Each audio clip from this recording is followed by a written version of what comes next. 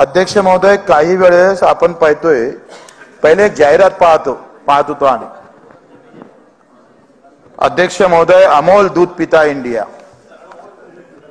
अशी एक जाहिरात याची. अध्यक्ष महोदय, आता अध्यक्ष महोदय जाहिरातीमध्ये बदल केला पाहिजे.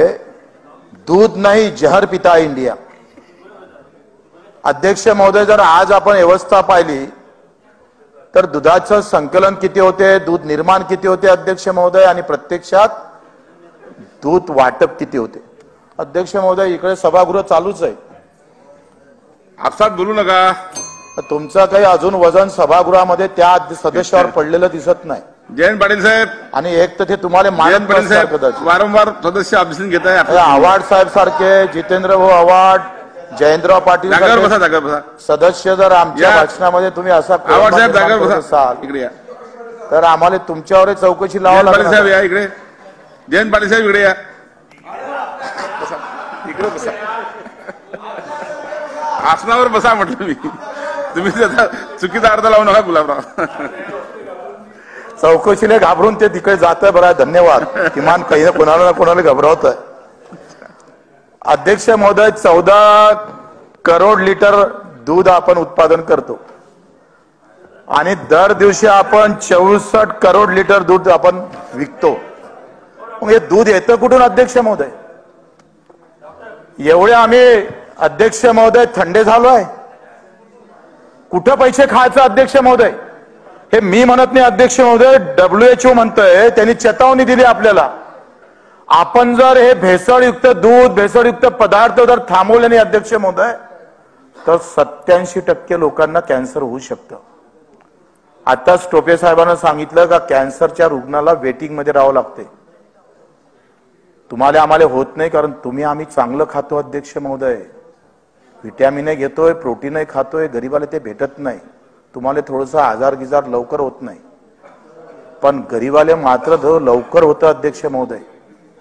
याचे परिणाम जर अध्यक्ष महोदय जर आपण पाहिले तर आज धर्मजातीची लढाई आपल्या समोर आणल्या जातं गुलाबराव, कि हिंदू खतरे में है, मुसलमान खतरे में है. खतरे में तो दूध के वजह से आ रहा है भैया.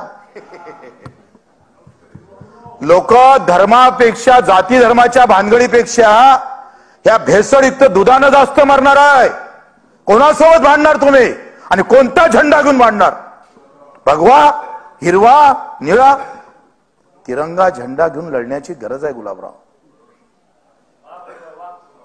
आणि आपण, तुम्ही, आम्ही सगळ्या सामान्य माणसात, धनंजयजी, तुम्ही, आम्ही सगळेजण जर ओकत असतो. कधी जातीच्या नावानं, कधी धर्माच्या नावानं, कधी मंदिराच्या नावानं, कधी मस्जिदीच्या नावानं. ही जहर ओकल्यापेक्षा हे दिसत नाही का याच्यात हिंदू मरत नाही का? याच्यात मुसलमान मरत नाही? अब्बू आजमीजी, या मुसलमान मी मरताय, हिंदू मी मरताय. याच्यावर लक्ष नाही. पैसे भेटते ना अंदरून, पैसे नाही भेटत अध्यक्ष महोदय. मग भेसळयुक्त दूध जाते कसं? कोण हरामखोर आहे तो अध्यक्ष महोदय? आम्ही त्यावर का लक्ष देऊ शकत नाही? ते अधिकारी का पैसे घ्यायसाठी आहे? आमचं मंत्रिमंडळातला मंत्री फक्त ते सगळं गोळा करण्यासाठी आहे? का लक्ष देत नाही? तुमचे ऐकून भेसळयुक्त दूध थांबवू शकत नाही तुम्ही? कशाला सभागृह ठेवलं? हे काय गरज आहे अध्यक्ष महोदय? आणि म्हणून यावर लक्ष. याच्यामुळे शेतकरी जो मार कष्ट करून बिचारा त्या गाईचं, म्हशीचं संगोपन करून दूध उत्पादन करतं, त्याचे भावे पडले. आणि एका मिनिटात दूध तयार करणारा आमचा तो नालायक माणूस ते मात्र नफ्यात आले अध्यक्ष महोदय. एकंदरीत भ्रष्टाचाराचे एकंदरीत सर्व प्रकार जर काढले अध्यक्ष महोदय, जेवढं राज्याचं बजेट नाही त्याच्यापेक्षा जास्त भ्रष्टाचार आम्ही पाहतो देश पातळीवर. तुम्ही किती योजना आणल्यापेक्षा, याच्यापेक्षा तुम्ही तलवार घेऊन कशी उभी आहे ते पहिले पहा. सरकार कोणाचं असू द्या, पण ह्या गोष्टी बोलावं लागल. याच्यासाठी आपल्याला समोर यावं लागेल अध्यक्ष महोदय. आपण जर या गोष्टीत लक्ष दिलं नाही अध्यक्ष महोदय तर मला वाटतं येणारा काळ आमच्या सामान्य माणसासाठी अत्यंत वाईट राहणार आहे. आणि मला वाटतं या भेसळमध्ये आपण कुठेतरी एक चांगला निर्णय, कुठेतरी मिलिटरी अधिक काय करता येईल, चांगले लोक पाहिणं. कारण ही काही भाषणापुरता मर्यादित विषय नाही आहे. कारण ज्याच्या घरी आजार होतो ना अध्यक्ष महोदय त्याचं त्याला माहित असतं. काय पुरं कुटुंब बर्बाद होऊन जातं अध्यक्ष महोदय. तुम्ही किती काय 5 लाख जाहीर करा, 10 लाख जाहीर करा, 25-25 लाख रुपये. एकतर डॉक्टरचा आपण पाहतोय अध्यक्ष महोदय, डॉक्टरना MRI चे किती पैसे घ्याव, काही निर्बंध नाही आपल्याकडे.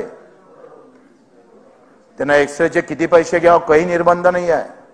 निर्बंध घालावं नाही लागन.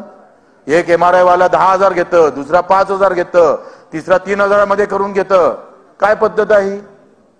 त्याला निर्बंध घालावं लागेल अध्यक्ष.